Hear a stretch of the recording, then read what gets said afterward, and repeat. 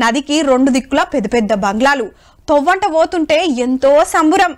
అరే ఏదో బయట దేశం గురించి చెప్తున్నట్టున్నారు అనుకుంటురులే, కానీ కాదబ్బా, మన మూసి నది గురించే. అప్పట్లో మస్తు మంచిగుండనట. మరి తాతల్ని అడిగితే చెప్తారు. ఇంతకిప్పుడు గీ ముచ్చట దేనికంటే మూసీ నది మురికిని గడిగేసే ముచ్చట మళ్ళొక పారి ముంగట్టుకొచ్చింది.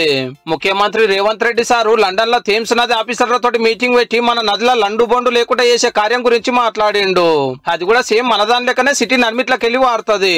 కాకుంటే అలా శుద్ధిగా ఉంటది, మనది కంపు కొడుతుంది. మన పురాణ పుల్ బ్రిడ్జ్ లెక్కనే అల్లది. ఇది 100 ఏళ్లకు మీద కట్టిండ్రు. ఫిల్టర్ చేసి ఈ నది నీళ్ళే తాగుతున్నారంటే ఎంత మంచిగా ఉంటాయో చూడండిగా. ఇంకో 25 ఏళ్లకు మూసీ నదిని కూడా అంత ముద్దుగా చేయాలని మనోళ్ళు ఆపొచ్చానా. ఈ టయానికి ఎంఐఎం అక్బర్ బాయ్ కూడా లండన్ లోనే ఉండే వరకు ఇద్దరు కలుసుకున్నారు. ఓ బంగ్లా మీదకి వచ్చి 72 అంతరాల మీద నిలబడి థేమ్స్ నది అందాలు, లండన్ సిటీ డెవలప్మెంట్ చూసుకుంటా ముచ్చట పెట్టిండ్రు.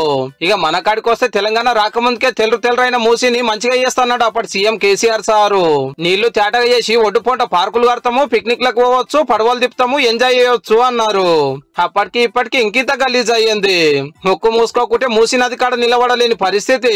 సిటీ కాలనీలో మురుగునీళ్ళ కాలువలన్నీ ఇళ్లనే కలిసబట్టి ఫిర్యాదు కూడా కాడ ఫిల్టర్ చేస్తున్నారు కానీ పెద్దగా ఏం ఫాయిదా లేదు. అట్లనే ముంగటికి పోతే ఆకుకూరలు, కూరగాయలు వండించేది ఈ సక్కటి నీళ్లతోటి. బీబీ నగర్, పోజంపల్లి, వలిగొండ ఏరియాలలో వరి పంటలకు కూడా ఇవే నీళ్లు దిక్కు. ఇక హుసేన్ సాగర్ లో మురికి నీళ్లు తోడేస్తాం, కొబ్బరి నీళ్ళ గుండం చేస్తామని గొప్పగా చెప్పి తట్టెడు మట్టి తీయలేదు, తొట్టెడు నీళ్లు పోయలేదు. ఇంత పెద్ద కార్యం ఏడాదిలో 2 ఏళ్లలోనో అయ్యేది కాదు కానీ ఇంత చేసుకుంటే పోతేనే కదా కొసేళ్ళేది. చూడాలి మరి కొత్త గవర్నమెంట్ ఏం చేస్తుందో.